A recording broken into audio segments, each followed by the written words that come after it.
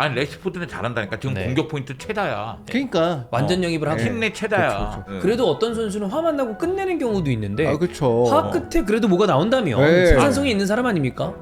저는 처음에는 너의 그런 얘기들을 네가 봐 막 이런 얘기 했을 거예요. 네. 근데 이번에 세비야전을 보면서 맞습니다. 그래. 네, 뭐라도 하나 기록하는 놈이 중요한 그럼요. 거예요. 네. 뭐라도 되면 되죠 뭐. 네.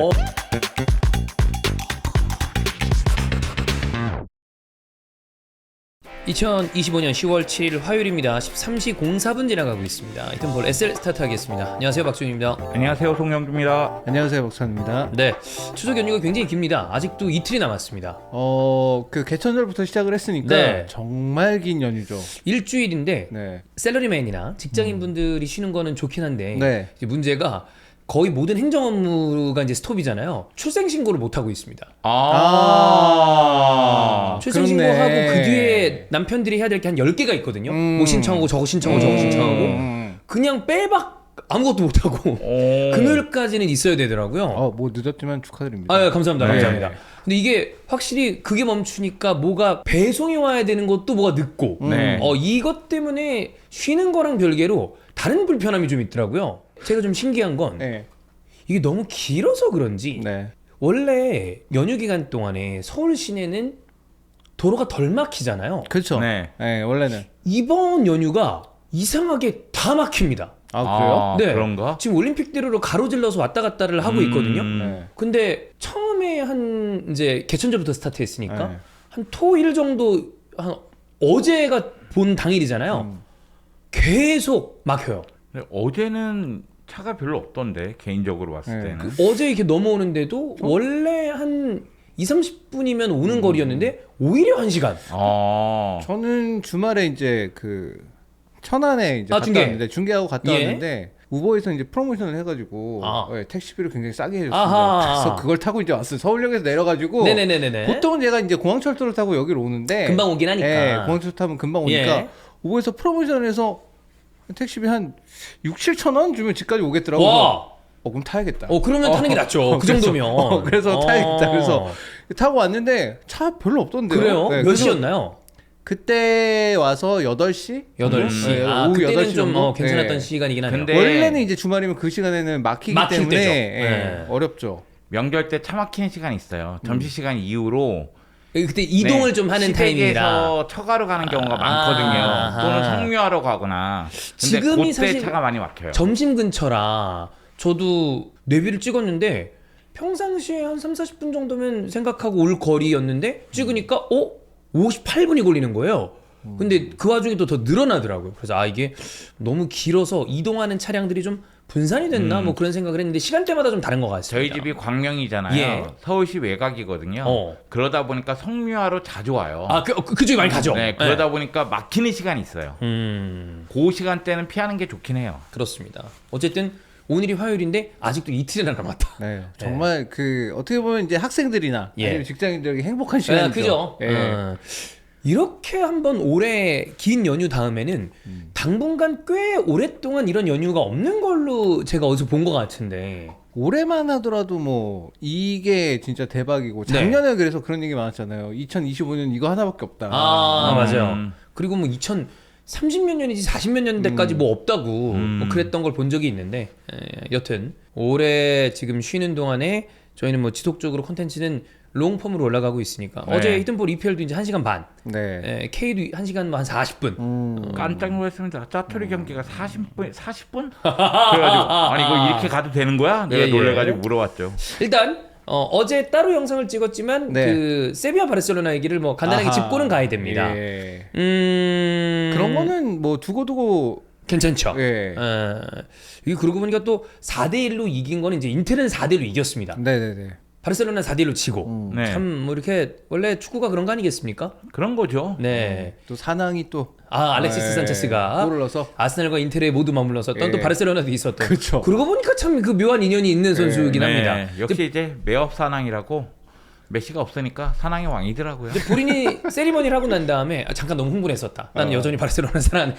한 다음에 뜨끔한 것 같아요. 그런 경우 가끔 있어요. 선수들이 있지. 한 다음에 약간 네. 이런 경우의 제스처를 보는 경우가 있는데 디마르코도 물론- 옛날에 파르마 있을 때 인텔을 상대로 골 넣고 걔 미친 듯이 걔는 그 물론 극적인 골이었긴 했는데 개 세레모니 때려가지고 나중에 인텔에 와가지고도 걔 한동안 약간 고깝게 보는 사람들이 있었어요. 그런 경우들이 간혹 있죠. 예. 근데 솔직히 뭐 알렉스 산체스가 바르셀로나에서 매우 잘해주기도 했고, 좋았죠. 네, 좋은 추억을 갖고는 있지만 떠난 지가 오래됐으니까 네. 저는 세레모니 할 수 있다고 생각해요. 이게 시간이 좀 지나면 사람들도 있는 것 같아요. 네. 아무래도 그렇기 때문에 그거 갖고 뭐라고 하지 않는데 스스로 생각하기에 좀 뜨끔한 것 같아요. 뜨끔했던 것 같아요. 그런 경우 있죠. 어쨌든 래시포드는 그래도 좀 좋은 공격 포인트를 지금 지속적으로 가장 잘합니다. 예. 네, 지금 제일 좋은 선수예요. 아니 근데 난 이상한 게 환장하겠어 진짜. 이 경기 MVP를 걔를 왜 줘? 내가 그거 완전 빡 돌았잖아. 네. 아 근데 이게 좀 이상한 거 이거 아니에요? 매기는 거 아니야 이거? 아니, 그거 매긴다고 난 생각해. 근데 바르셀로나 야 연마가 봐라 이건지 아니면 세비야 너네는 이겼지만 MVP를 받을 자격이 없어 뭐 이런 건지. 둘 다 불쾌할 일이에요. 네, 이거는. 이게 이상한 맞아요. 일이에요. 저는 까르모나나 아니면은 이상 로메로가 받아야 로메로. 된다고 생각해요. 네. 이상 로메로가 전반전에 두 골에 다 맞아요. 관여를 그쵸. 했으니까. 그리고 그런 측면에서 봤을 때는 세비야 입장에서는 홈에서 거의 10년 만에 승리한 거거든요. 그러면 당연히 세비야 선수 중에서 한 명을 뽑아야 되는데 줘야죠. 레시포드를 주는 거예요. 그래서 빡 돌았고 사실은 이게 경기 내용이 처참했습니다. 예. 그렇기 때문에 얘기를 안 하지만 주심 개판이었어요.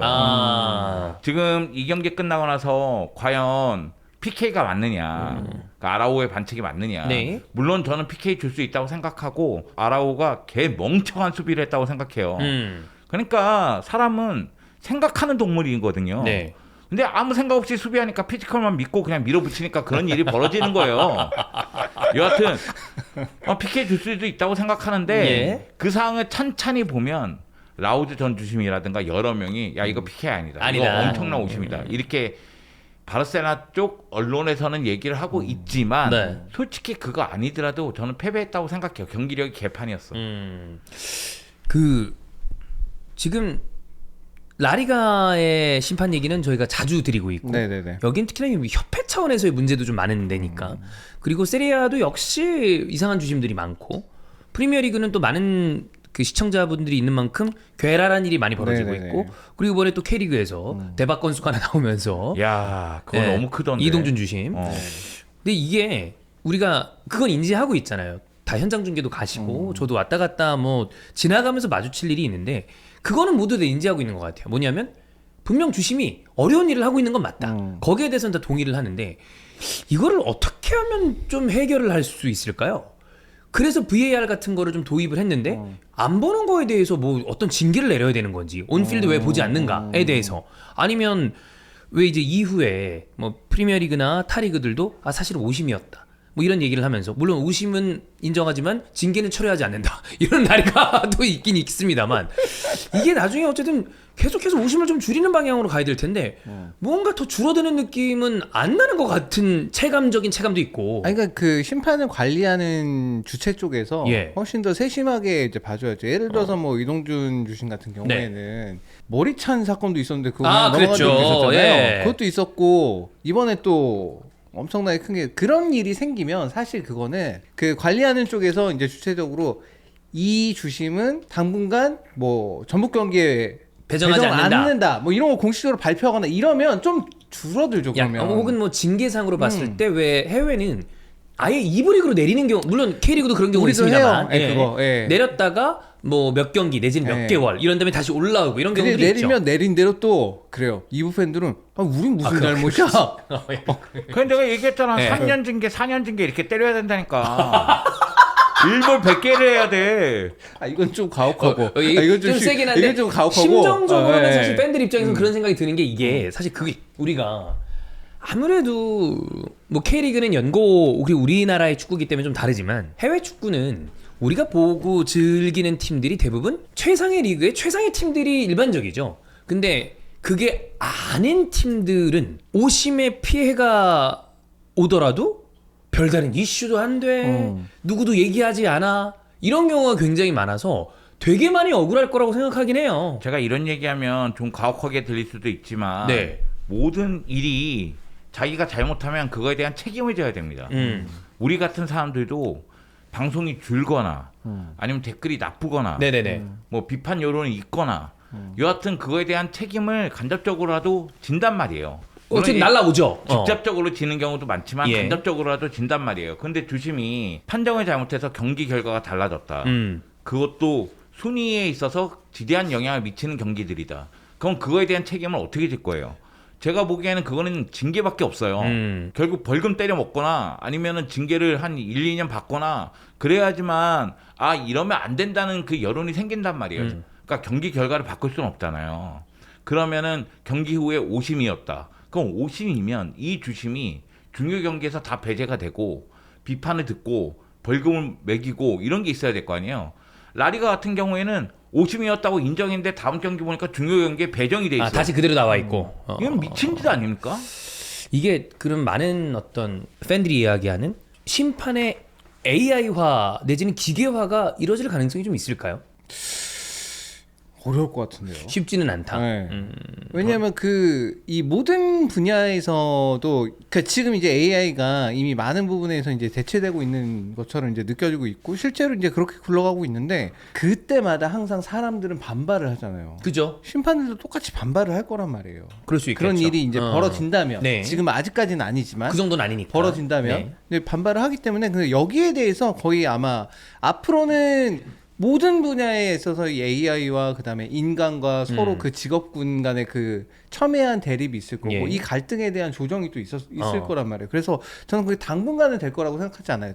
특히나 축구는 굉장히 그 룰이나 이런 거에 대해서 굉장히 보수적으로 접근하는 집단 중에 하나고 굉장히 보수적이죠. 네, 비디오 판독 도입하는데도 제일 늦었었고 늦었죠. 메이저 스포츠 중에서는 네. 가장 늦었었고 여전히 비디오 판독이 도입됐음에도 불구하고 사람인 심판의 특히 주심의 그 판정에 대해서 굉장히 존중을 많이 하잖아요. 맞아요. 다른 종목은 그냥 비디오 보고 그거를 심판이 읽어주는 거에 불과해요. 네, 그냥. 거의 그렇죠. 네, 거의 그런 느낌이에요. 다 챌린저인데 근데 축구는 안 그렇잖아요. 비디오를 봐도 내가 판단되는 게 무조건 우선이기 때문에 그리고 해석의 영역이 네. 들어가는 경우도 있고. 그러니까 심판 성향을 그래서 얘기하는 거잖아요. 그렇죠. 근데 저는 언젠가는 될 거라고 봐요. 왜냐면은 지금 불만이 전 세계에서 다 쌓이고 있어. 축구를 보는 모든 팬들은 지금 불만이 너무 많아. 참 이게 오히려 VAR이 도입되고 난 다음에 뭐 이게 시대가 바뀌어서인지 뭔지 모르겠지만 더 많이 오히려 얘기되는 느낌이에요. 이전에는 이 정도까지는 아니었던 것 같은데 물론 웹이라는 어떤 그 SNS나 이런 게 더 많이 우리의 의견이 반영되기 시작한 다음에 체감이 더 그런지는 모르겠지만 예전보다 더 많은가? 근데 이런 생각이 들 만큼 제가 얘기하고 싶은 건 그거예요. 심판 입장에서는 예전에도 이 정도의 오심은 있었고 이 정도의 실수는 있었어. 그렇게 얘기할 수 있고 저는 그거는 동의를 합니다. 네. 예전에도 분명히 있었을 거예요. 있었죠. 근데 미디어가 발달했고 축구가 발달하고 있어요. 근데 심판은 제자리 걸음을 하고 있다? 이건 말이 안 되잖아요. 그럼 동시에 발전을 해야 될 거 아니에요. 그러면은 심판위원회든 협회든 어떤 식으로 발전을 시킬지에 대해서 고민해야 되고 고려해야 될 거 아니에요. 근데 그 방향이 지금 잘못되어 간다는 생각이 자꾸 드니까 그래서 얘기를 하는 거고 지금 이런 오심이라든가 오심성 판정이 계속 연결이 되면 명분이 생기는 거예요. 나중에. 축구는 보수적인 거 인정합니다. 근데 결국은 지금 보면 반자동 시스템이라든가 여러 가지 보안 도입을 장치들이 했어요. 지금 들어왔죠. 네.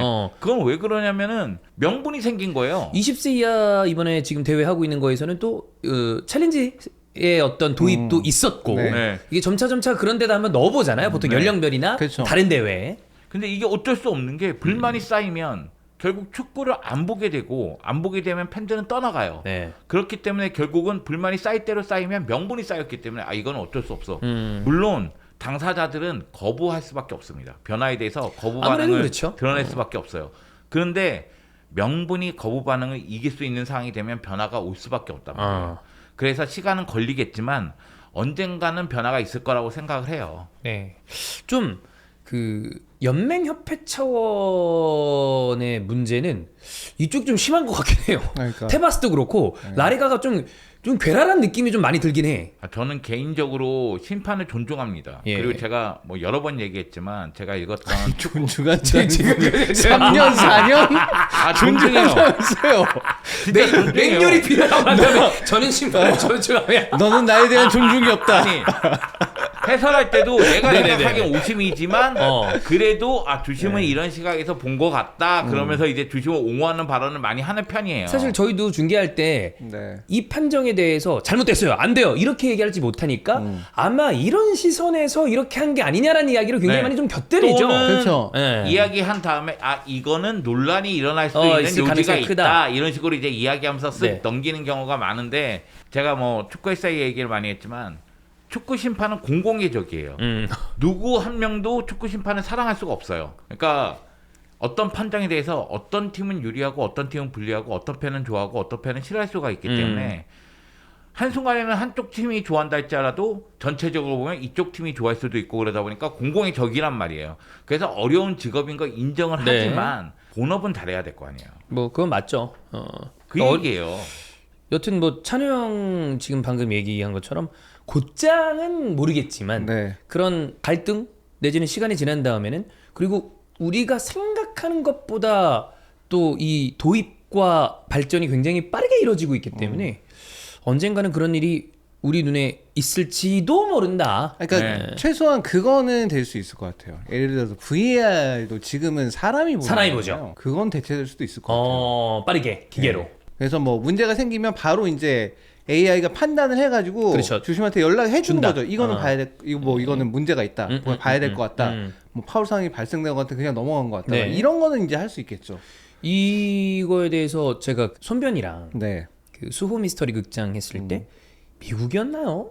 어느 나라, 우리나라는 아닙니다. 많은 판례를, 어마어마한 판례를 학습한 AI가 이후에 어떤 시뮬레이션을 통해서 판결을 내렸는데 재범이나 어떤 올바른 양형을 내줄 가능성이 인간 판사보다 훨씬 더 높다라는 연구 결과나 그런 그 사례들이 있다 하더라고요. 네네네. 근데 어찌 보면 이 민사든 형사든 그런 쪽이 축구의 판정보다 어려웠으면 어려워지 쉽진 않을 거 아니에요. 그렇죠. 근데 그런 것마저 정확도가 좀 더 올라가는 거 보면 이거는 아까 찬용이 얘기한 부분이지만 결국 지금 주최하는 쪽에서 그거를 어느 정도 받아들이냐의 속도에 따라서 굉장히 빨리 들어올 수도 있고 아니면 끝까지 뭐 대립을 할 수도 있지 않나. 이게 결국 이제 저는 이제 항상 요즘에 많이 생각하는 게 그거예요. 그 스포츠 뭐 모든 일이 다 그렇겠지만 특히 스포츠에서 이제 생각되는 게 어쨌든 기량이란 그러니까 기술적 신체적인 능력, 신체적인 기술, 신체적인 기술들 이런 것들은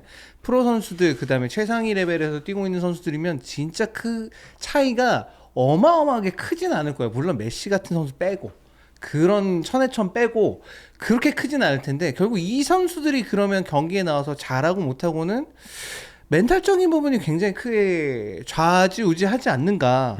멘탈적인 부분의 차이가 이 정도기 때문에 실제로 그 퍼포먼스가 나오는 게에서 차이가 생기지 않는가라는 생각을 좀 많이 하는데 이게 결국 사람이 하는 거기 때문에 그죠. 그래서 선수들도 분위기나 나의 멘탈이나 이런 거에 휩쓸리고 심판도 분위기나 아니면 이런 거에 휩쓸리고 분명 휩싸이죠. 그런 게 좀 많은 것 같아요. 이게 저번에 히든풋볼 K 할 때 형일이가 얘기한 부분이 있는데 얘가 어떤 반칙을 했을 때 어떤 의도로 하는지 프로기 때문에 어느 정도 느낀다는 거예요. 그렇죠. 이게 플레이를 끊으려고 하는 반칙인지 아니면 조지로 들어온 건지. 아니면 나한테 진짜 그 부상을 입히려고 위협을 하는 가하는 건지 그게 들어온다는 거예요. 네. 그럼 선수들은 경기 도중에 느끼는 거죠. 알죠. 그러니까 이번 경기 같은 경우에도 에릭이 공중볼 다툼 과정에서 넘어진 다음에 상대 행동에 대해서 굉장히 과하게 행동하는 게 있었거든요. 막 조심하게 얘기하고 상대 선수에게 막 얘기하고 그런 게 있거든요. 그러니까 저는 그 장면 느리게 봤을 때는 에릭 입장에서는 얘가 나 진짜 조지려고 들어왔구나 이렇게 느꼈을 거란 말이에요. 그러니까 우리가 어떤 장면을 봤을 때 태클이 들어갔어요. 1차적으로. 근데 이게 얘가 얘를 태클을 피했어. 그러니까 2차적으로 다리를 들고 또 들어가. 그럼 이거에 대해서는 어떻게 판단할 것이냐? 그럼 난 당연히 이건 퇴장이라고 봐요. 왜냐면 위험한 동작이잖아요. 그런데 세비야전에서 주심은 온필드 리뷰한 다음에 발바닥이 아니라 두 번째 동작에서 뭐 발등인가 뭐 어디에 부딪혔기 때문에 이거는 옐로다.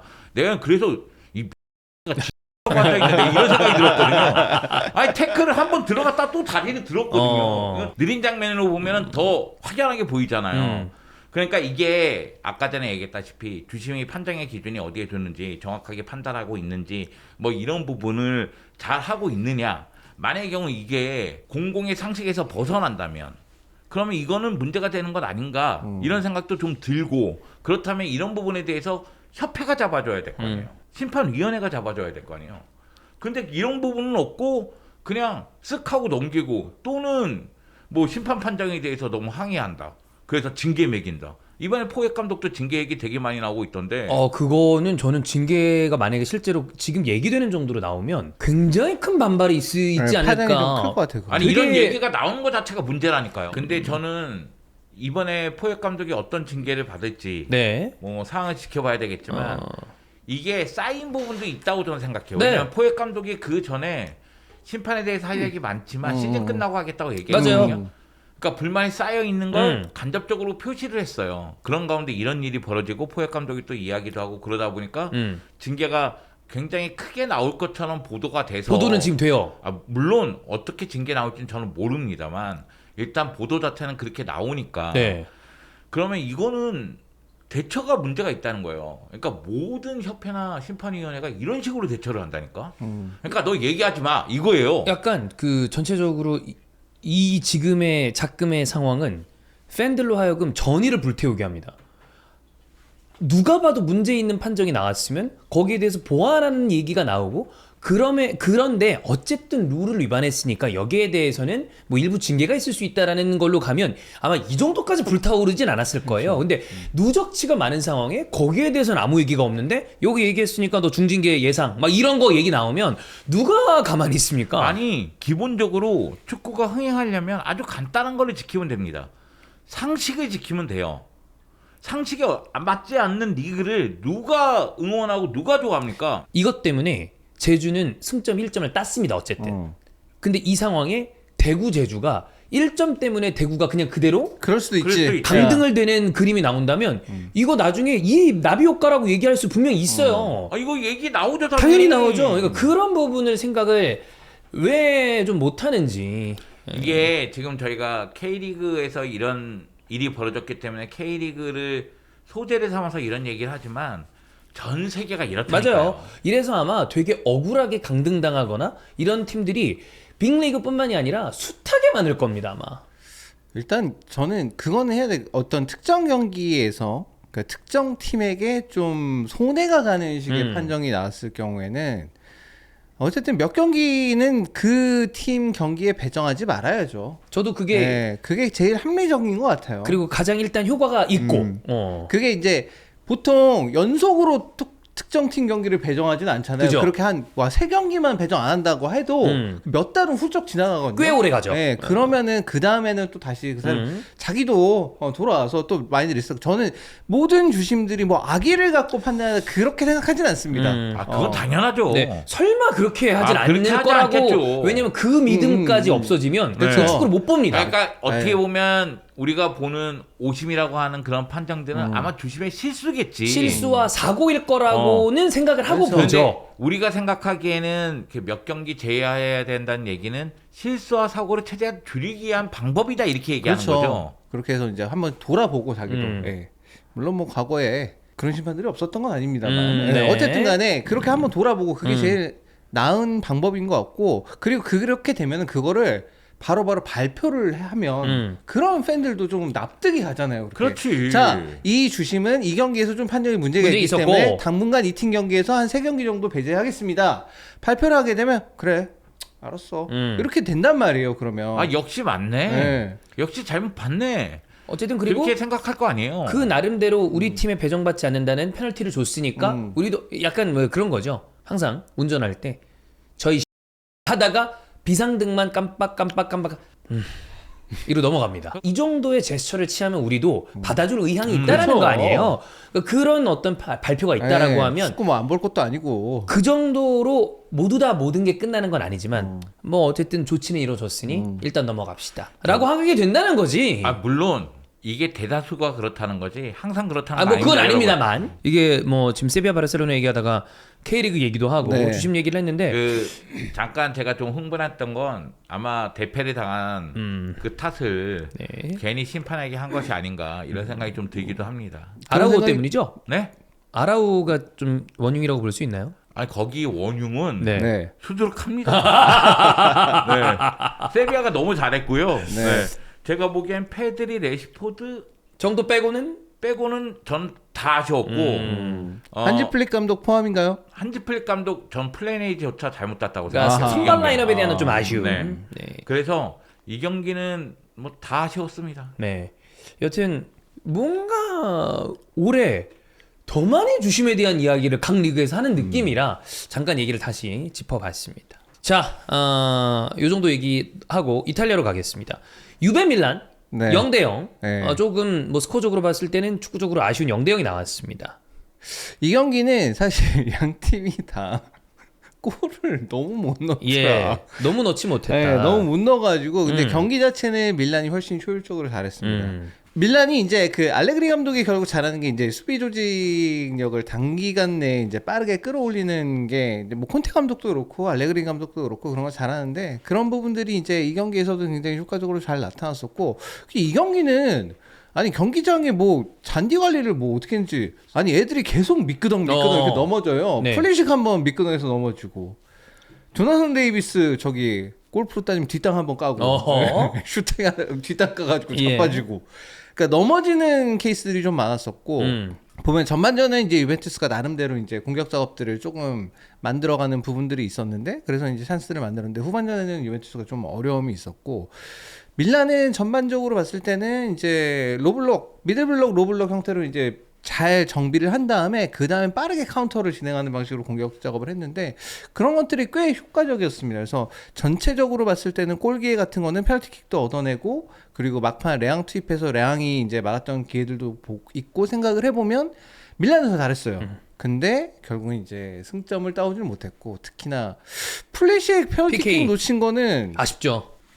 되게 잘 넣거든요 플리식이. 네. 되게 잘 넣었는데 저걸 저렇게 놓치네 그래가지고 좀 놀랬었고 이날 경기에서는 이제 산티아고 히메네스가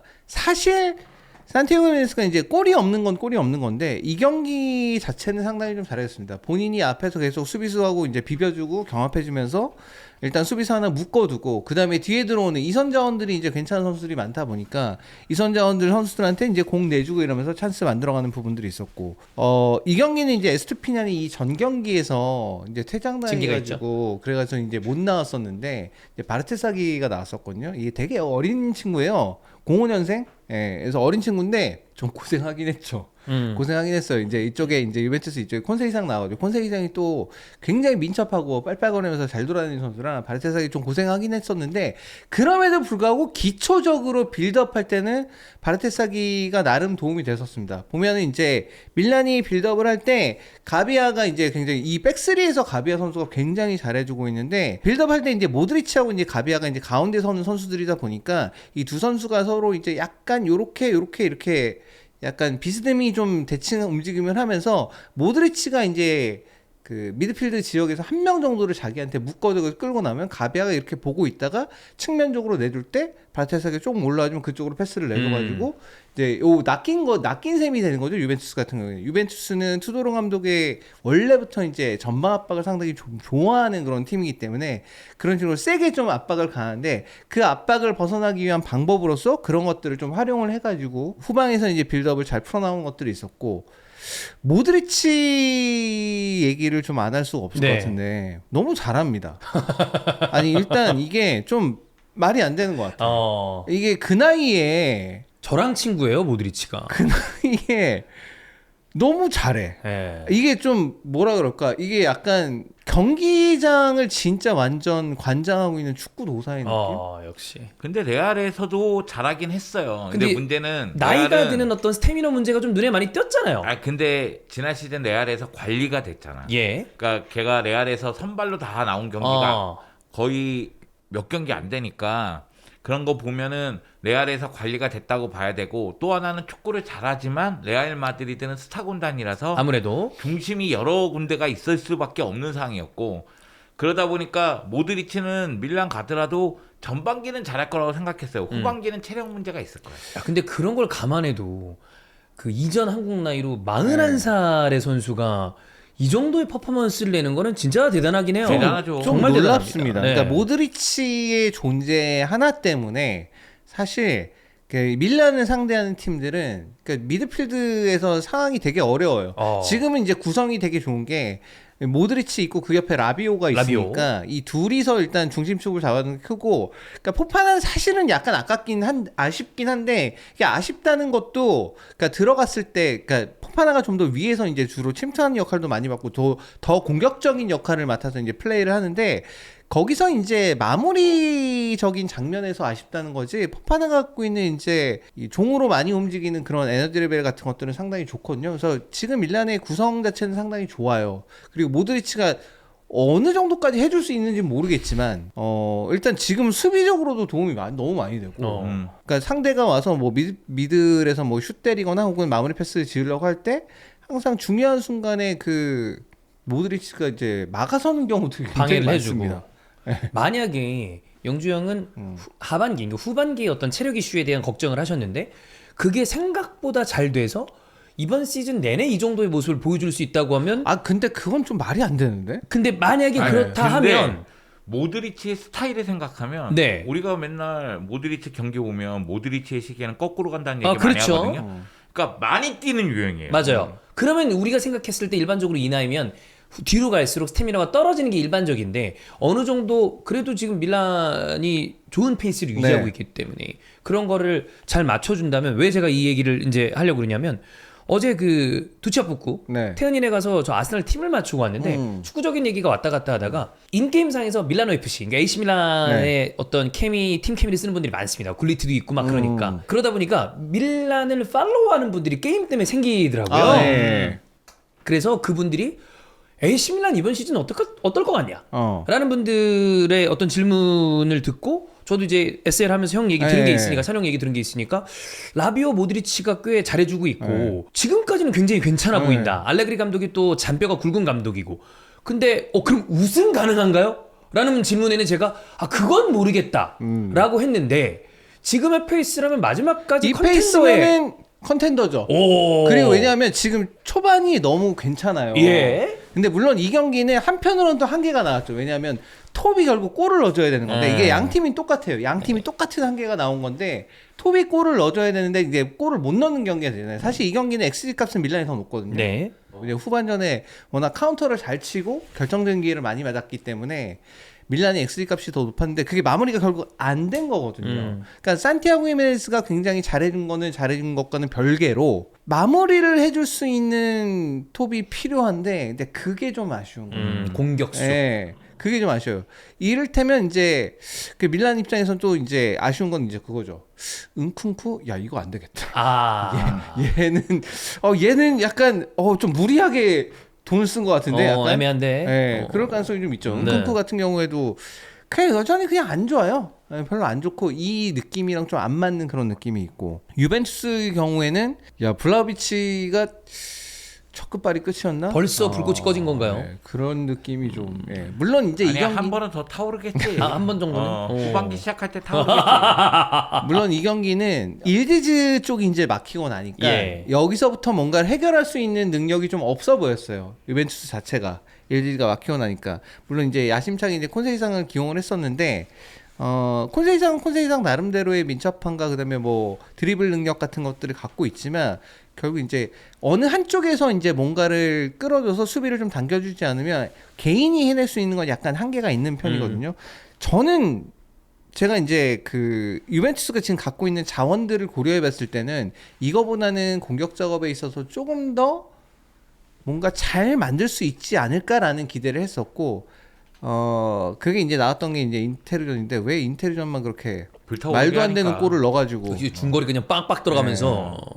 인테르가 참 상대할 때 불타오르게 해요. 아니 근데 이제 그건 있어요. 아마 시모네 인자기 감독의 팀이었다면 그렇게 실점하지 않았어요. 아마도. 왜냐면 이제 키부 감독의 팀은 이제 키부 감독이 끝나고 나서 그 얘기를 그 경기 끝나고 나서 그 얘기를 했었거든요. 우리가 유벤투스 원정 가가지고 그렇게 리드한 적이 이렇게 뭐 주도하고 포지션 갖고 한 적이 잘 없더라. 그렇게 얘기를 했었는데 제가 그때 비판하면서 그 얘기했잖아요. 왜 그런 체크했는지 모르고 있는 것 같다고. 근데 이제 그게 그런 얘기예요. 뭐 인테르 얘기할 때 하겠지만 인테르가 사실 지난 시모네 인자기 감독 시절보다 더 라인이 올라간 건 맞아요. 왜냐하면 전방 압박을 더 많이 하기 하고. 때문에. 그러니까 조금 더 어떻게 보면 요즘 대세 축구에 네. 가까워진 거죠. 시몬 인자기 감독은 요즘 대세 축구라기보다 그러니까 자기만의 굉장히 유니크한 스타일이 있었던 거고, 네, 요즘 키브 감독의 축구는 요즘 대세에 좀 더 가깝긴 해요. 근데 이제 알레그리 감독은 그렇게 접근하진 않았죠. 쟤네 이 선들 빠르고 기술 좋고 저거 공간 좀 나면 우린 큰일 난다. 우리는 일단 아래에서 지키는 거. 그리고 그걸 되게 성공적으로 잘 해냈죠. 물론 이제 카운터 어택을 확실하게 우리가 마무리할 수 있다는 생각이 있었으니까 그렇게 접근했을 거고, 투도르 감독의 경우에는 어쨌건 간에 미드필드 지역이랑 그다음에 이제 앞 2선 지역이랑까지 연결시키는 거는 잘 됐는데 그다음에 뭐 하나 더 올라가는 게 좀 필요할 것 같아요. 결국 톱에 있는 조나선 데이비스가 뭐 톱에 나오건 아니면 뭐 블라우비치가 나오건 네. 뭐 오펜다가 나오건 뭐 누가 나오건 간에 조금 더 그런 것들이 이제 연결고리가 좀 만들어져야지 뭐가 될 것 같고, 지금처럼 1디지 하나에만 너무 의존하는 식으로 가게 되면은 1디지가 막혔을 때는 결국 답이 없다는 얘기가 되거든요. 그 부분에 대해서 조금 좀 더 더 고민을 해야 될 것 같아요. 공격 부분에 네. 대해서. 그렇습니다. 자, 여튼 0대0 유베 밀란은 아무래도 이제 플래시게 피케가 좀 가장 아쉬운 그렇죠. 그게 제일 아쉬웠고 그런 그림이 됐습니다. 조선 데이비스가 뭐 뒷담 간 것도 좀 아쉽겠어요. 네, 그런 거. 자, 그럼 스페인으로 와서 레알 마드리드 경기 보겠습니다. 스코어 3대1 레알 마드리드가 승리를 했고 비니시우스가 좋은 모습을 보여줬고요. 완전히 살아났죠. 예, 순간적으로 잠깐 레알 마드리드가 주춤한 듯 싶었습니다만 곧장 반등하는 모습을 보여줬다. 사실 레알 마드리드는 마드리드 더비 대패 이후에 챔피언스리그에서 워낙에 이동거리가 컸음에도 길었죠? 불구하고 5대 0으로 대승 거두면서 흔들리지 하이라이트. 않는 모습을 보여줬기 네. 때문에 이 경기도 사실은 승리할 가능성이 크다는 느낌은 들었어요. 근데 상대가 상대인 만큼 비아레알이 좋거든요. 좀 고전을 하겠지 이런 생각은 들었었고, 전반전이 0대 0으로 끝난다면 이거 비아레알의 분위기로 가지 않을까 그런 생각이 있었는데, 비니시우스가 선제골을 넣으면서 흐름 자체를 또 완전히 가져왔고요. 그리고 후반전에 또 PK 얻어내고 그거 마무리 지으면서 2대 0 만들었고, 네. 그 음바페는 이 경기에서는 100% 컨디션은 아닌 듯 보이긴 했거든요. 그래도 음바페는 음바페인 게 브라임 디아스하고 주고받으면서 또 마무리 짓더라고요. 그러면서 이 경기 3대1로 승리하는 거 보면서 아, 레알은 강하다 이런 느낌이 들었어요. 제가 이 경기 보면서 느낀 점 말씀드리자면, 지난 시즌에 바르셀로나 볼 때 그런 느낌 많이 받았어요. 실점하더라도 야, 이거 뒤집는다. 아, 골 더 넣을 수 있다. 이거는 더 많이 넣고 이긴다. 이런 느낌이 강했거든요. 그래서 이기지 못하면 아쉬운 경기 내용이었다. 이런 느낌이 많았어요. 근데 아까 전에도 세비야전 얘기했지만, 세비야전 2대 0 되는 순간 야, 이거 끝났는데? 아, 이런 올해는 그런 좀- 느낌이 좀 안 드는군요. 근데 레알은 0대 0 상황인데 사실 0대 0 상황이 지속되면 마르세로나 감독이 좋아하는 지금 흐름이거든요. 그림이죠. 네. 그리고 답답하고 말리는 그림. 사실 비아레알 입장에서는 웅크리고 있다가 한 번씩 날리는 게 KO 펀치가 한 번 되면 돼요. 한 번 KO 펀치 되면 우리는 버틸 수 있어, 이런 생각이 있었을 겁니다. 근데 아요세 페레스가 부상이다 보니까 해결사가 없다는 문제가 좀 있었어요. 물론 괜찮은 공격 수준이 있더라도, 그렇다 할지라도 뭐 미카우제나. 네, 골도 넣었잖아요. 예. 그런데 확실한 기회를 골로 확실하게 만들어줄 수 있는 자원이 좀 없다는 느낌은 들었거든요. 그러니까 버티면 된다는 느낌은 좀 있었어요. 근데 비니시우스가 슈팅한 것이 맞고 굴절됐나? 그러면서 골이 들어가는 순간 끝났다. 끝났다. 이 느낌이 굉장히 강하게 들더라고요. 아, 이건 레알이 이거 비아레알은 못 뒤집는다 이거. 그러니까 제가 이런 느낌을 받는 게 레알이 그만큼 강하기 때문에. 그리고 레알은 음바페가 지금 미친 듯이 골 넣고 있거든요. 그쵸? 이 경기에서 조금 컨디션이 안 좋았어도 골 하나 더 넣었잖아요. 네. 그래서 지금 음바페가 미친 듯이 골 넣으면서 공격을 이끌고 있는데 여기서 비니가 터진다? 그러면 공격 쪽에서의 그 파괴력은 압도적이다. 압도적이죠. 왜냐하면 마스탄토노나 다른 선수들도 득점 기회가 없었던 건 아니에요. 길러도 그렇고. 네. 그런 거 봤을 때는 다양한 득점원이 있는데 그중에서 확실한 득점원이 음바페가 있다. 근데 얘가 하나의 강펀치이긴 한데 원투펀치가 있으면 좋겠는데 비니가 왔다. 비니가 왔다. 그럼 이거 유럽에서 논할 수 있는 원투펀치인데 아, 그렇죠. 당연히 얘기할 수 있는 거예요. 벨링엄도 돌아와서 근데 이제 벨링엄 같은 경우에는 시간이 더 필요해 보입니다. 조금 더 있어야 된다. 왜냐하면 벨링엄이 있을 때의 시스템과 없을 때의 시스템이 달라요. 네. 이게 참 재미난 게 사비 알론소 감독이 정말 좋은 감독이라고 제가 매번 느끼는 게, 이 경기도 약간 변화가 있어요. 왜냐하면 오른쪽에 트렌트하고 카르발이 부상이잖아요. 그러니까 그 자리에 발베르데가 나왔어요. 근데 발베르데가 그 자리에서 뛰니까 오른쪽 공격을 약간 변화를 주더라고요. 그러니까 이게 되게 웃긴 게 트렌트가 있을 때도 변화가 있고 카르바알이 있을 때도 변화가 있어요. 그 사람에 따라 약간 변주를 주는 네, 거죠. 약간 변주를 주는 거죠. 그리고 주드 벨링엄이 있을 때는 주드 벨링엄이 오른쪽 측면, 그 밑에 발베르데, 그리고 나서 오른쪽에 뭐 트렌트라든가 카르바알이라든가 이렇게 피파클 월드컵이 됐고, 그러다 보면은 트렌트가 중앙 쪽으로 올라와서 중앙 커버로 해주면은 발베르데가 하프 스페이스 또는 측면으로 빠지고, 그리고 주드 벨링엄이 중앙 쪽으로 들어가고 이런 식이었거든요. 근데 주드 벨링엄이 부상이었잖아요. 어깨 부상. 그러다 보니까 마스탄토노를 오른쪽에 기용하니까 마스탄토노가 있을 때는 또 변화가 있는 거예요. 여기다 카르바알이 나오면 카르바알은 직선적으로 올라가서 윙어처럼 올릴 수가 있으니까 마스탄토노가 아예 중앙 쪽으로 들어와서 플레이를 많이 하고, 그리고 발베르데는 공수 밸런스가 매우 좋으니까 여기서 또 변화가 있고, 그런 모습들이 계속 있더라고요. 맞춤으로 다 해준다. 네. 그러다 보니까 와, 얘네는 진짜 약점을 찾기가 어렵다. 물론 마드리드 더비에서 뚝배기의 약점이 있다. 아, 그랬죠. 네, 그리고 당했지. 수비가 흔들릴 때 예. 이거 완전히 흔들릴 수도 정신없다. 있다. 디나이선이 흔들리면 이거 답 없구나. 뭐 이런 것들은 드러나긴 했어도 그게 바로바로 또 고쳐지고 있고, 레알 마드리드 보면서 좀 부러운 점 중에 하나는 주드 벨링엄이 돌아오면 주드 벨링엄을 바로 선발로 써야 되잖아요. 근데 선발로 썼다가 한번 당했잖아요. 마드리드 더비에서. 그런데 주드 벨링엄이 폼이 올라올 때까지 좀 기다려주는 것 같아요. 그래서 마스탄토노를 계속 좀 쓰고, 뭐 브라임 디아스도 쓰고, 뭐 이런 식으로 쓰는 것 같은데, 주드 벨링엄이 만약에 컨디션을 확실히 찾은다면은 피파 클럽 월드컵처럼 시스템을 또 돌리겠죠. 네. 그럼 주드 벨링엄이 또 힘을 발휘할 수 있는 상황이 마련이 되니까, 그러면 그때 되면은 또 레알 마드리드는 다른 패턴의 레알 마드리드가 나와서 더 강인한 모습을 또 보여줄 수도 있겠죠.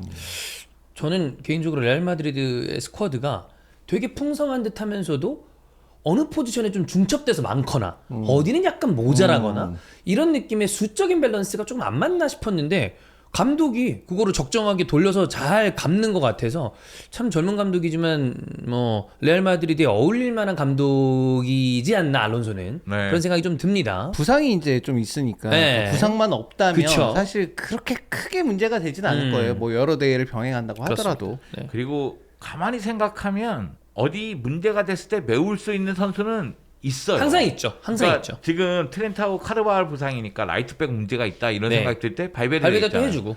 만약에 레프트백 문제가 있다고 쳐봐요 한번. 뭐 레프트백 지금 많긴 합니다. 네. 까레라스, 뭐 프란, 맨디 얘네들이 동시에 다 부상이라 치더라도 예를 들어 카마빈가가 내려가면 돼요. 내려 이거 또 멀티플레이어들이 좀 있다 보니까. 네. 그 센터백 중에 못 믿을 자원들이 있고, 뭐 밀리탕도 부상이고 디나이선 부상이다 하면 초하맨이 큐맨 내리면 쓰고. 됩니다. 그리고 지금 보니까 코나텐이 게힌이 FA로 풀리는 선수 지금 약간 아무나 와. 그냥 땡긴다이 이 느낌으로 기다리고 있는 적이라. 코나테는 의심하기 시작했어요. 코나텐은 지금 많은 사람들이 의심하는데 게히가 FA 되는 순간 지금 리버풀로 반드시 간다라는 보장이 없기 없죠. 때문에 에이. 바이언도 땡기는 것 같고 레알도 땡기는 것 없지. 같아서 이 지금 발밑 좋은 괜찮은 자원이 또 FA로 풀린다면, 그러니까 이거 잘못하면 리버풀이 지난 여름에 사지 못한 걸 굉장히 많이 후회할 가능성이, 물론 아니 근데 좀 리버풀이 상황상 어쩔 수 없는 그치, 그림이긴 어쩔 수 했죠. 없는 그쪽에서 부분이죠, 땡깡을 좀 그게. 부렸으니까. 뭐, 안 판다 그러는데 어떻게 해? 네. 뭐 여튼 그렇습니다. 네. 이번에 승리하면서 레알은 1위로 올라갔고요. 그죠? 그리고 승점 2점 차로 바르셀로나가 2위에 위치하고 있고, 레알 마드리드 지금 같은 기세라면 제가 보기에는 라리가는 정복할 가능성이 커요. 물론 이제 챔피언스 리그나 코파는 장담 못합니다. 그건 다르지만. 그거는 토너먼트이기 네. 때문에. 근데 아직 몇 경기 안 했는데 너무 섣부른 시간이니까. 약간 바르셀로나에 대한 불신이 지금 좀 있으신 것 네. 같은데요. 많아요. 레반도프스키가 PK 날리는 그 순간부터 지금 느낀상 이미 아틀레티코 마드리드는 우승 경쟁에선 벌써 살짝 멀어진 느낌이고, 네. 바르셀로나 좀 불안하니까 빠르게 레알 쪽을 이렇게 좀 많이 미는. 아니요, 그게 지금 레알을 밀고 있는 건 레알의 경기력이 좋기 때문이기도 하고, 또 하나는 이러다가 바르셀로나가 역전하면 희열이 더 클 수도 있으니까. 그래서 그렇죠. 이제 밑밥을. 일단은 일단 약호 한번 타는 거죠. 저 개인적으로 네. 바르셀로나의 역시 역전의 포인트는 레시포드라고 봅니다. 아니 레시포드는 잘한다니까. 지금 네. 공격 포인트 최다야. 그러니까 완전 영입을 하고. 팀 내 최다야. 그렇죠. 그러니까 이게 얼마나 웃긴지 내가 요 얘기를 좀 드릴게요. 예. 레시포드 이 경기 골 넣었거든요. 네. 라리가 첫 골이에요. 네. 레시포드가 지금 공식 경기에서 3골인데 뉴캐슬전 2골. 네. 그리고 이번 세비야전 1골 그렇죠. 3골이에요. 근데 그 전에 공격 포인트 기록한 게 도움이 많았어요. 네네네. 도움이 코너킥 올려면 뭐 누가 헤더로 골 넣고 막 이러면 도움이잖아요. 네, 여튼. 도움이죠. 크로스 올리면 누가 골 넣고 하면 도움이잖아. 그럼요. 그 한순간을 위해서 얼마나 많은 시간을 내가 화를 내야 되나 이런 생각이 좀 들었었거든. 그래도 어떤 선수는 화만 나고 끝내는 경우도 있는데 아, 그쵸. 화 끝에 그래도 뭐가 나온다면 네. 생산성이 있는 사람 아닙니까? 저는 처음에는 너의 그런 얘기들을 야, 네가 봐. 막 이런 얘기 했을 거예요. 네. 근데 이번에 세비야전을 보면서 맞습니다. 그래. 네, 뭐라도 하나 기록하는 놈이 중요한 그럼요. 거예요. 네. 뭐라도 되면 되죠 뭐. 네. 아, 괜히 많은 분들이 완전형님 얘기가 나오는 게 그럼요. 아닙니다. 레반도프스키 PK 놓치면서 이게 야구 같은 선수예요. 야구는 맞아. 타자들 네 타석 중에 3번 3진 먹어도 하나 홈런 치면 가면. 괜찮은 선수예요. 그래서 그 저희 이제 오니팬스에 나오는 친구 중에 이제 맨가십이라는 친구가 네. 영주 형한테 음. 그 엘 클라시코에서 네. 레반도프스키 대신 레시포드를 선발로 쓰면 좋은 효과를 낼 수 있을 것이다. 아, 그것도 나쁘지 않죠. 그런 얘기를 했는데 지금 네. 거의 맞아 들어가는 거 아닙니까? 아, 근데 제가 느끼기에는 지금 21일 동안 7경기인가? 네. 그래서 아마 이 경기 끝나고 나서 도용이든 뭐 패들이든 체력 얘기를 많이 했어요. 왜냐면 네. 에너지 레벨이 세비야가 예, 예. 높았으니까. 그리고 뭐 쿠바르시 같은 경우에는 전방부터 압박을 해야 된다는 얘기를 많이 했고, 아까 우리가 방송에서 찍었던 그 문제 있잖아요. 네. 공격을 전개하다가 수비로 전환될 때 4-2-4 형태가 되면서 전방부터 압박하는데 네. 이게 뚫리면은 미드진하고 수비진하고 간격이 너무 벌어져 있어서 여기서 볼을 잡고 측면 준 다음에 들어가면은 이게 온사이드가 될 가능성이 크니까 여기다 라인 컨트롤도 잘 못하고 있고 그러다 보니까 무너지는 경우가 너무 많았다 이런 얘기를 했었잖아요. 그러니까 그런 부분을 선수들이 다 인터뷰를 통해서 얘기를 하더라고요. 근데 제가 아까 전에도 얘기했지만 플랜 A에 문제가 있었던 건 주중에 파리전에서 그 정도로 패배했으면 선발 라인업에 젊은 선수들로 배치를 했어야 돼요. 바르다지든. 네, 근데 파리 생제르맹전과 이 경기 비교했을 때 선발 라인업에 2명만 바뀌고 9명은 그대로 나왔거든요. 근데 그 중에 박힌 선수가 레반도프스키인데 그럼 잘해줘야 될 거 아니야. 근데 레반도프스키에 뛰는 걸 봤을 때는 차라리 페란을 올리고 뭐 루니 바르다지라든가 오른쪽으로 두고 레시포드 왼쪽으로 가고. 그래서 젊은 선수들이 좀 많이 뛰고 압박하게끔 하는 게 더 낫지 않았을까? 결과론적인 아쉬움은 있다는 거죠. 엘클 라인업을 한번 기대해 보도록 네. 하겠습니다. 그래서 엘클 때도 아마 그렇게 나올 수 있어요. 왜냐면은 하피냐가 아마 A매치 끝나면 돌아올 겁니다. 네. 라민야말, 하피냐, 페르미는 돌아올 거예요. 네. 다니올모 이 새끼는 내가 보기에는 벤치에도 안 쳐두기 아껴 이게 뭐라고 해야 되지? 벤치에도 안 쳐두면 안 돼 이 새끼는. 다니올모 아니, 팔아 씨. 아까 이렇게 얘기를 하시지. 네, 그렇습니다. 아니 여튼 그 선수들 돌아오면 아마 라인업에 레시포드가 들어올 수도 있겠다. 어. 자, 이 완전 이적 얘기가 나오고 있는 레시포드와 함께 또다시 완전 이적 얘기가 나오고 있는 또 다른 메뉴 선수 바로 호일룬입니다. 라스무스 호일룬이 나폴리에서 케빈 더브라이너의 패스를 쭉쭉 받아먹으면서 케빈 더브라이너에게는 마치 혼란과 같은 선수다라는 극찬을 받고 본인도 지금 자신감이 뿜뿜하면서 나폴리가 제노아를 2대1로 잡아냈습니다. 네. 사실 제너가 이제 선제골을 넣었거든요. 예. 굉장히 멋진 골이었었는데 이제 백힐 형태로 이제 골을 넣어가지고 선제골을 넣었었는데 그건 이제 뒤집어냈죠. 나폴리가. 네, 호일룬, 그러니까 뭐 경기 자체는 사실 나폴리가 이기는 게 이상한 건 아니에요. 네. 뭐 당연히 이제 전력 차가 많이 나고 나폴리는 지금 리그에서 가장 센 팀 중에 하나니까 네. 당연히 이기는 게 당연한데.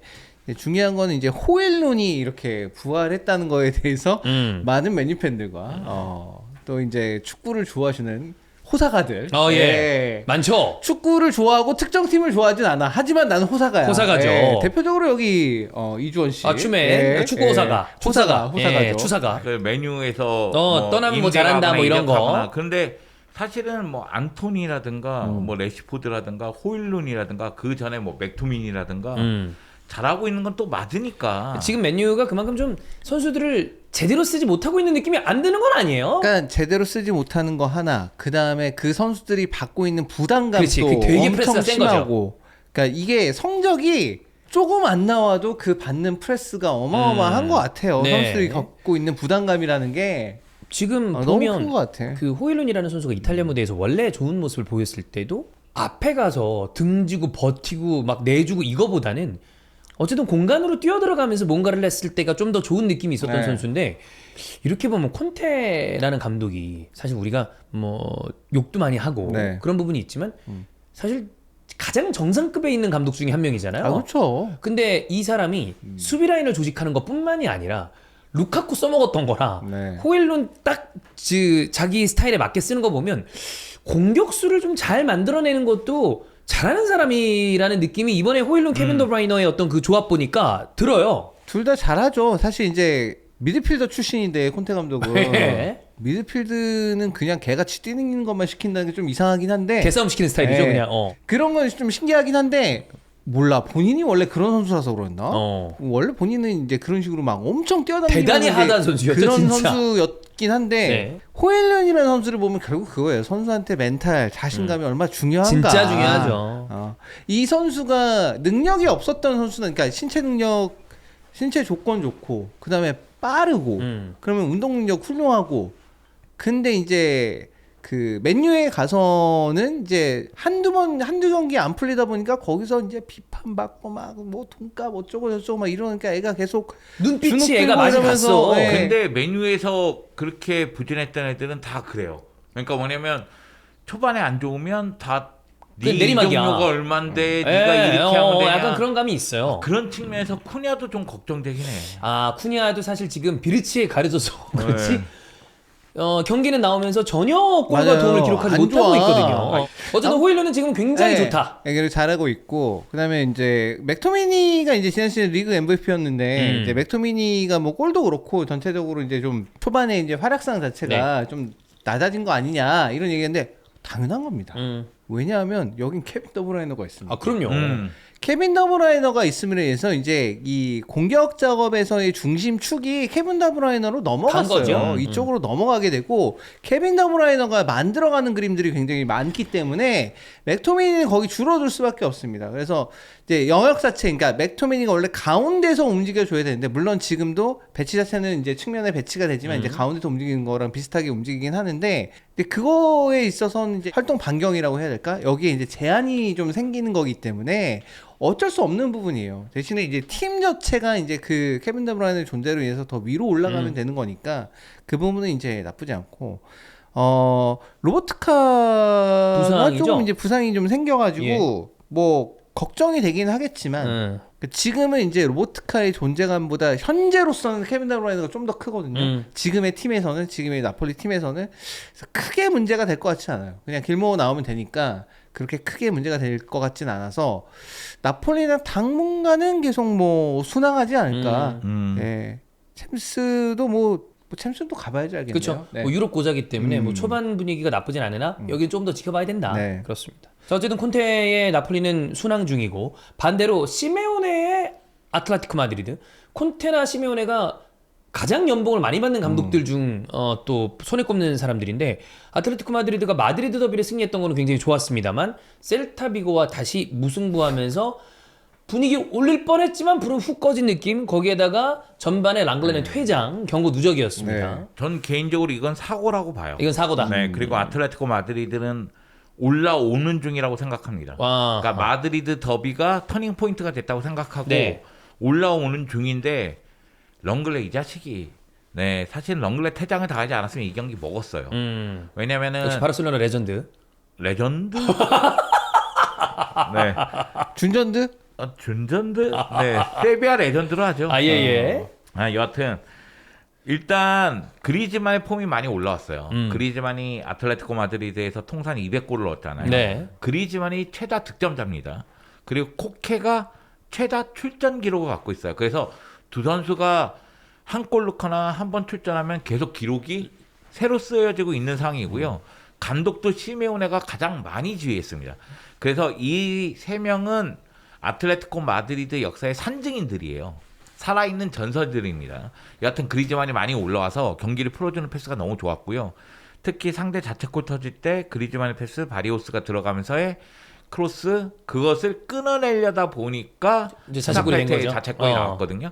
그리고 나서도 물론 셀타비고가 보로아 이글레시아스가 지금 4골 넣으면서 폼이 좋기 때문에 머리에 맞히는 장면도 많았고 아틀레티코 마드리드가 좀 수비가 흔들리는 듯한 그런 느낌도 좀 들 때가 있었지만은 전체적으로 이건 아틀레티코 마드리드 경기다. 이런 느낌이 강했어요. 근데 그 순간 렁글레가 옐로 카드를 2장 받으면서 퇴장을 당했습니다. 렁글레가 전반전에 퇴장당하면서 후반전에 하비갈란이 들어가면서 풋백으로 바꿀 수밖에 없었고요. 그러다 보니까 아틀레티코 마드리드가 간간히 역습을 했지만 수적 열세 속에서 경기에 임할 수밖에 없었기 때문에 근데 셀타비고는 또 득점력에서 문제를 또 드러내고 있었거든요. 네. 그 순간 또 역시 아스파스가 들어옵니다. 역시 셀타는 아스파스죠. 셀타비고는 아스파스 관리를 잘해주고 있어요. 네. 후반전에 한 20분, 30분 뛰게끔 하고 있고 이 형도 그 진짜 오래 가운데에서도 뛴다. 네. 잘해주고 있어요. 아스파스가 지금 37인가 8인가 87인가 그랬던 걸로 기억을 네. 하는데 뭐 어쨌든 그 제가 아까 전에 아틀레티코 마드리드 역사 얘기했잖아요. 이게 산증인들이라고. 네. 아스파스가 아스파스는 셀타비고 그 거의 그 자체 아닙니까? 네, 셀타비고 자체예요. 제가 기록을 못 외워서 이거를 찾아봤는데 네. 아스파스가 셀타비고에서 533경기 최다 출전입니다. 그리고 930. 총 216골 최다 골 넣었어요. 네. 대단하다. 그러니까 미스터 셀타비고. 네, 뭐 그럴 만하죠. 네, 이 선수가 보라 이글레시아스의 슈팅이 오블락 맞고 나오는 걸 밀어 넣으면서 1대1을 만들면서 이 경기는 마무리가 돼요. 셀타비고 입장에서는 아쉽죠. 네. 왜냐하면 수적 우위 속에서 많은 시간을 경기에 임했으니까. 그렇다 할지라도 역시 이 경기에서 승점을 획득한 건 중요하고 셀타비고가 이번 시즌 뭐 그렇게 흐름이 좋다고 보기는 어려우니까 아틀레티코 마드리드는 한 명 퇴장당했음에도 버텨냈다는 게 중요해요. 렁글레 저희가 얘기 많이 하지만 렁글레가 손을 씁니다. 네, 맞, 손 많이 써요. 네, 그리고 토트넘 때도 손 많이 썼죠. 렁글레가 빠른 편이 아니에요. 그래서 자기가 실수하고 뚫렸다 싶을 때 손을 쓰는 경향이 있고 그래서 그런 장면이 나오면서 이 경기에서 두 번째 옐로 카드가 나온 거예요. 물론 이 경기 렁글레는 주트글라에게 탈탈 털렸다고 봐도 돼요. 주트글라에게 결국 수비하다가 옐로 카드 2장을 받았으니까. 근데 렁글레가 지난 10시즌 돌아봤을 때 라리가에서 퇴장을 6번 당했고요. 옐로 카드가 얼마나 받았더라? 하여튼 카드를 엄청 많이 받았습니다. 그래서 라리가에서 지난 10시즌 돌아보면 4번째로 퇴장을 많이 당한 선수예요. 그러니까 렁글레는 이런 선수다 원래. 그래서 그냥 욕하는 게 낫다. 네. 원래 이런 친구다. 원래 반칙 많이 하고 네. 손 많이 쓰고 카드 많이 받고 퇴장 많이 당한다. 그 바르셀로나 왜 영입했죠 그러면? 그런 선수를? 세비야에서 잘했어요. 그러니까 데려왔다가 뜨끔하고 이제 얼른 아니 한두 시즌 잘하다가 이제 무너졌고 예. 네. 그런 다음에 그 토트넘 갔잖아요. 토트넘이 임대로 문제가 아니라 갔었었죠. 토트넘에서는 잘 못했는데 완전 못했죠. 아틀레티코 마드리드에서는 괜찮은 거예요. 맞아요. 그런데 제가 여러 번 얘기했지만 왜 아틀레티코 마드리드에서는 괜찮아요 이런 얘기를 많이 하시는데 바르셀로나는 라인이 올라갑니다. 그러면 뒷공간이 벌어져 있잖아요. 그럼 빠른 공격수들을 쫓아가는 상황이 많이 발생해요. 그럼 렁글레는 뭘 쓰냐? 손을 씁니다. 그럼 카드가 나오고 퇴장이 당하고 수비가 무너지고 이런 상황이 많았단 말이에요. 근데 아틀레티코 마드리드는 조금 더 라인이 밑에 있어요. 그러니까 지키는 축구를 좀 더 많이 할 수 있는 상황이 많았단 말이죠. 근데 지금 이 두 번째 퇴장은 자기가 측면 쪽으로 빠졌다가 높이 올라갔다가 볼을 빼앗기면서 손을 쓰는 상황이 됐으니까 이런 상황에서는 카드가 많이 나온단 말이죠. 그러니까 이거는 좀 인지를 하고 있는 게 좋다. 그렇게 얘기하고 싶고 좀 아쉬워요. 왜냐면 아틀레티코 마드리드는 저는 지금 터닝 포인트 찍고 올라오는 중인데 그 원정에서 승리가 매우 필요한데 네. 이 경기 이렇게 놓쳐서 좀 아쉽다는 생각은 들었어요. 뭐 어쨌든 이거는 퇴장자가 있었으니까 네. 제대로 11명 대 11명 붙었을 때 다음 경기에서 분위기를 이어갈 수 있으면 뭐 다행이다 근데 정도로 보면 될 것 같습니다. 요거는 하나 생각해야 돼요. 결국은 그리즈만 코케를 다시 쓰고 있거든요. 네. 코케가 있을 때 중원 플레이가 살아나요. 근데 코케는 나이가 많죠. 많잖아요. 그 그리즈만도 사실은 지금 폼이 다시 올라왔다 할지라도 나이가 많아요. 시즌 초반에 너무 안 좋았고 네. 또 언제 안 좋을지 모르는 친구이기 때문에 이 두 선수에게 의존할 수는 없어요.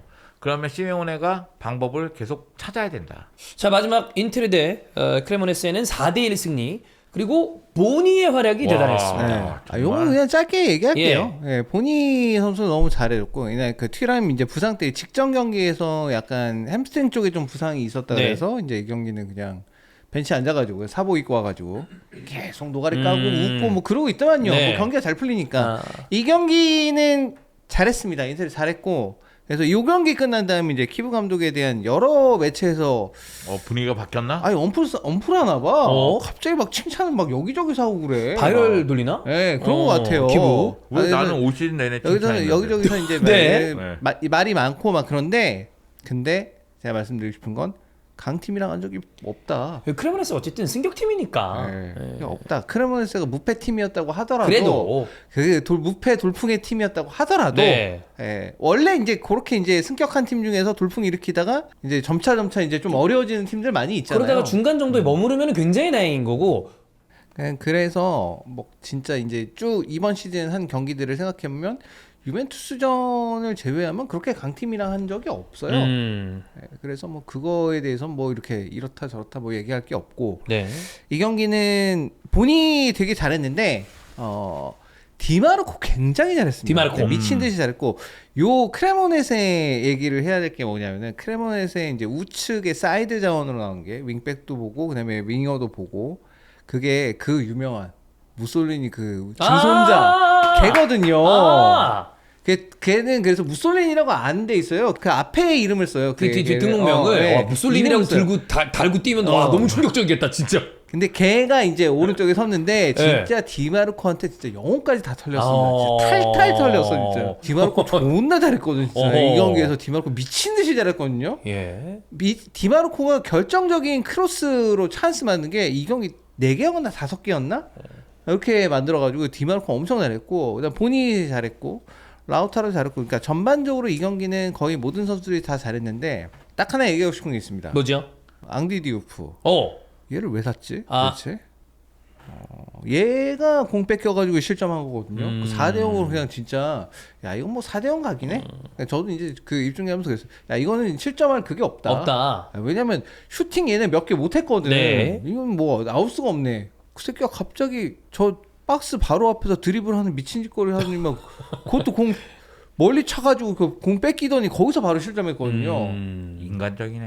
네. 근데 이런 실수는 이게 크레모네스고 어쨌든 뭐 전력차가 나는 팀이니까 그나마 그냥 지나가는 거지. 얘가 리그 데뷔전에서도 턴오버 계속하고 이래가지고 그래서 한동안 못 나왔었거든요. 아하. 근데 여기 또 나왔어. 그러니까 이 경기는 내보낼만 하지. 네. 경기 4대0이고 이거는 죽었다 깨어도 뒤집어질 일이 없고 네. 무승부도 안 나고 심지어 실점도 안 할 그 각이었으니까 이럴 때 써보는 쓴 거죠. 건데. 근데 아니 얘를 왜 샀지 쟤를? 그 심지어 자원도 중복이고 아니 근데 이제- 만원콘에 산다고 그러더니만 얘 데려온다고 그랬을 때도 찬호 형이 얘기했었던 게 얘는 좀 중첩된 자원인데 네. 약간 이 얘기를 하셨었어요. 왜냐면 이제 요 메짤라 역할 8번 역할을 맡고 있는 선수는 많으니까 뭐 수치치도 사실 원래 그 자리에서 그러니까 그 자리고 예, 맞고. 스테치도 결국 그렇게 정착이 네. 된 거예요. 살려면 진짜 6번 자리에 설 수 있는 선수를 사야지 얘를 왜 샀지? 결국은 그래서 얘는 돈을 그냥 버린 것 같다. 아. 이 또 이러면 또 얘 또 한동안 못 나올 거 아니에요. 그죠. 얘. 또 이래가지고 간헐적 출전. 가능성 단식 말고요. 아니 이 돈을 주고 샀으면은 이 돈 주고 샀으면 주전금을 얘는 떼어줘야죠. 준주전금 무조건 네. 돼야 돼요. 그 돈 주고 샀었으면 그 초반에는 무슨 갑자기 뭐 이게 뭐 키부가 요청한 뭐 프로필이 딱 맞는다 뭐 이런 식으로 언플하더니 지금은 그런 얘기 또 없어 못 하니까. 저는 어쨌든 간에 그러나 이제 그건 있습니다. 자, 키부 감독이 어떤 축구를 원하는지는 이제 우리가 보고죠. 좀 더 이제 소위 말하는 대세 축구. 예, 요즘 네. 많이 하는. 다이렉트한 대신 라인 좀 높게 올리고. 형성하고 전방하고 그다음에 이제 활동량도 이제 많고 그러면서 조금 더 이제 원터치나 이제 다이렉트하게 빠르게 이제 앞쪽까지 전개가 되는 방식. 대세 축구죠. 다만 저는 이러한 스타일을 후반기까지 유지할 수 있겠느냐? 지금 이제 안 되던 게 이제 조금 풀려서 이제 잘 되는 거거든요. 강팀들이랑 하는 거 봐야 되고, 그다음에 요게 이제 후반기까지 꾸준하게 과연 유지가 될 수 있느냐? 로테이션 돌리는 것도 보니까 시모네 인자기 감독보다는 과감하진 않아요. 그 사람이 이상한 거죠, 사실 어떻게 보면. 왜냐면 그 사람 그 시모네 인자기 감독은 그거거든요. 약간 그 팬들이 봐도 이렇게 돌려도 돼? 이 정도도. 근데 어떻게든 적중시키죠, 간에 또. 챔스에서 네. 그렇게 센 팀들이랑 붙는데도 그거 했으니까. 다 로테 돌리고 이래가지고 아. 꾸역꾸역 버티면서 어쨌든 뭐 승부 싸우고 했으니까 놀랍긴 한데 그래서 요 부분을 봐야 되지만 어쨌든 지금 일단은 경기력이 굉장히 좋았고 지금은 경기력 올라왔다. 네. 그래서 이거는 칭찬할 만하다. 이건 칭찬할 만하다. 네. 칭찬해야지. 다만 4대 1승이면. 이 디우프 그리고 아직까지 키부의 경기력이 강팀과의 맞대결에서 증명되지는 않았다. 그런 것까지 이제 봐야 되죠. 네. 그렇게 해서 거기서도 결과를 가져올 수 있으면 그러면 뭐 네, 그러면 그건 잘된 최선이고. 거죠. 네. 키부가 잘했으면 좋겠네요. 왜냐면 그 인자기 감독 얘기할 때 눈가가 촉촉해지면서 약간 뭔가 미련이 느낌- 남아 있는 듯한. 예.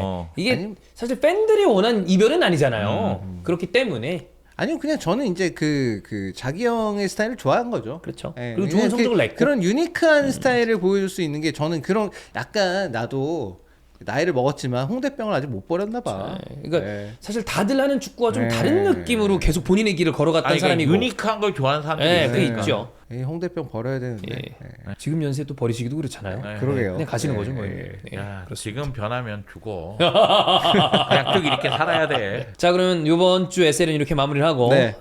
또 다음 주에 연휴 잘 남은 연휴 잘 지내신 다음에 다음 주에 찾아뵙도록 하겠습니다. 여기서 마무리하겠습니다. 감사합니다. 감사합니다.